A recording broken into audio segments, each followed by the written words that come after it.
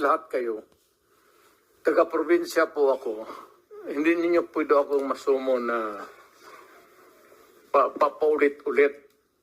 Pag ginawa ninyo yan, isnabin ko kayo. Wala akong pera. I am not that rich na mag-travel dito sa aeroplano. Mahal yan.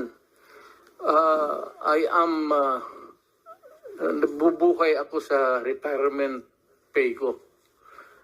So, pati itong pamasahe ko, retirement pay ko yan. Wala akong negosyo ever since. Gobyerno lang ako. I have been an employee of government ever since. Kaya, I do not have